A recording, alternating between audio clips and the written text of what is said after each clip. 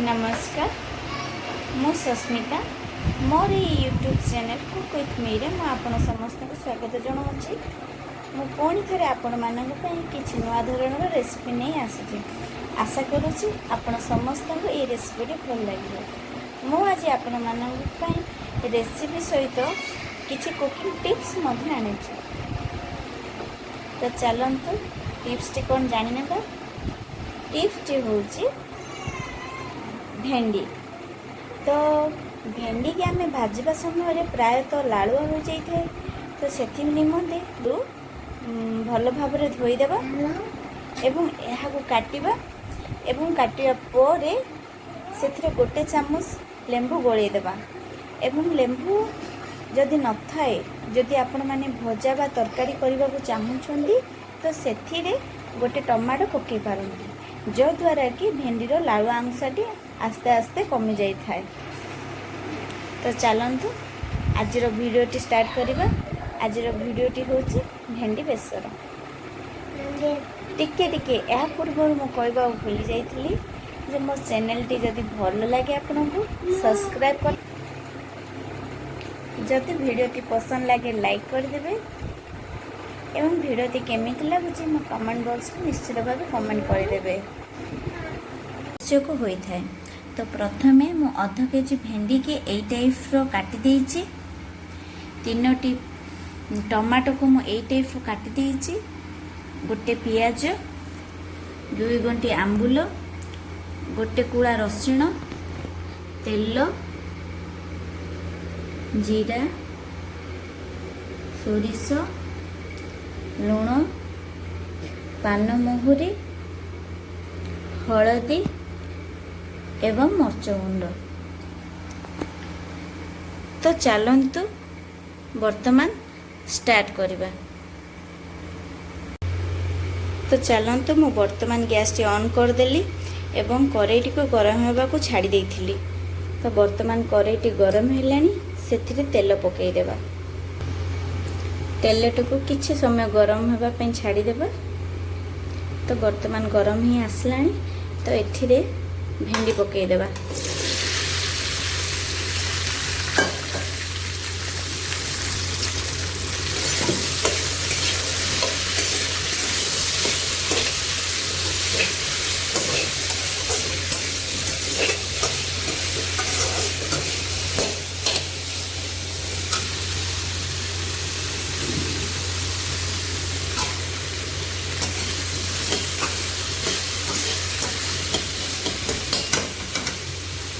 तो वर्तमान भेंडी को स्लो फ्लेम करी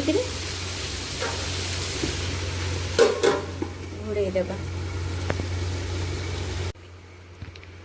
तो अन्यपटे आमे चलतु मसलाटी प्रस्तुत करदेबा। तो मु ग्राइंडर रे प्रथमे गोटे कुळ रसुण पकई देइछि एवं 3 चामच सोरिष,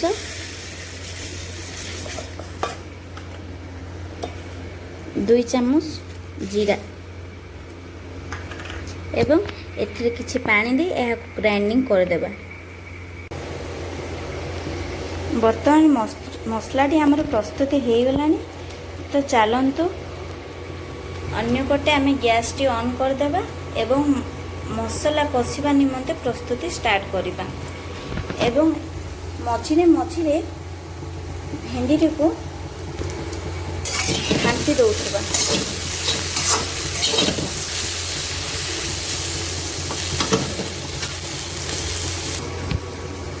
करेईटी ताती आसलानी तो एथिरे तेल पकई देबा। मु 3 चामच तेल नहीं बड़ चामच हलदी,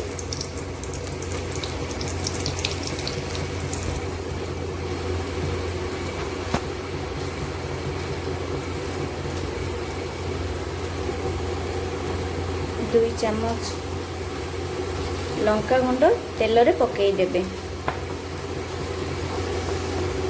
एवं किछि समय परे पियाज टमाटो एथिरे पकई देबे।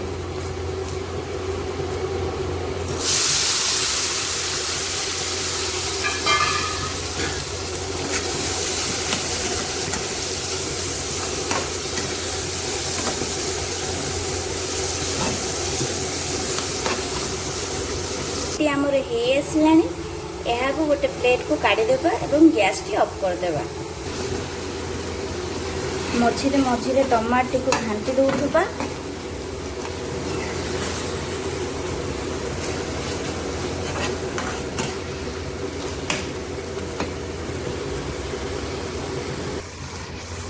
वर्तमान टमाटी मेल्ट हो आसलानी तो एठिरे बेसर मिश्रण टी पकईदेवा।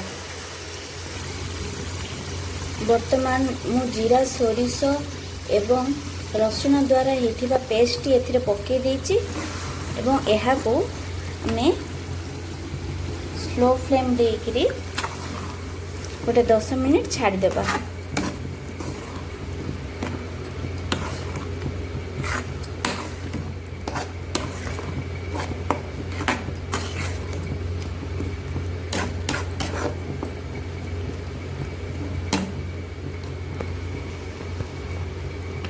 एवं एथिरे किछि पानमोरी पकई देबा।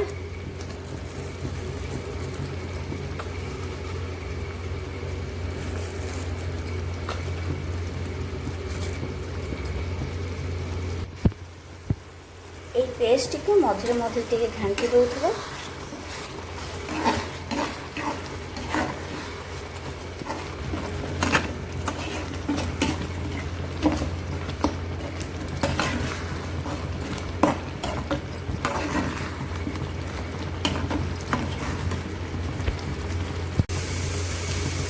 तो एबे आम मसलाटी सठिक भाव में हो गलानी। तो मुझे किछि गरम पानी देदेवी। गरम पानी मु कहीं एथिरे दउछि फ्रेंड्स, गरम पानी देवा द्वारा आमर जो तरकारी हो कि बेसर हो से माने टेस्ट भल होता है। तो मु गरम पानी पकईदेली। तबे फ्लेम टी आमर स्लो थिला तो हाई करदेबा एवं एथिरे स्वाद अनुसार लूण पकईदेबा।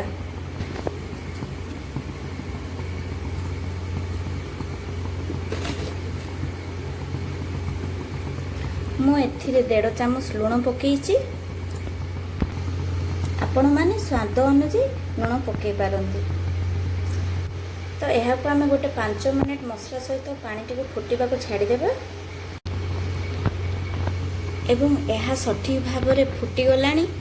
तो एथिरे भजा भेंडी टी पकईदेबा।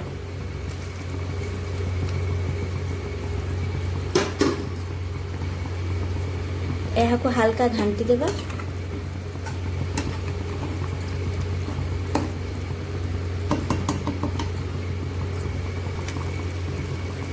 जेहेतु आमे भेंडी टी को भाजी देइचे तो सेथिपाई आमे भेंडी टी को बेसी टाइम एथिरे बसेबा नहीं।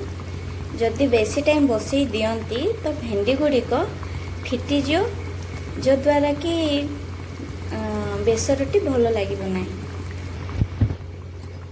एवं एथिरे ए 2 गोटी आंबुल एबे पकई देबा एवं किछि टाइम यहाँ को फुटिबा पई छाड़ी देबा। एबे आमर ये भेंडी बेसरटी सठिक भाव में हो सारानी। तो चलतु गैस टी बंद करदेबा।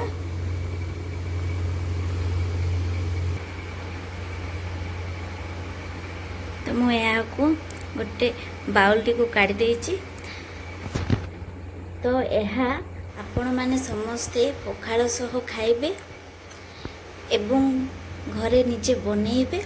तो केमिति लागिला मते प्लीज कमेंट बॉक्स रे जणे।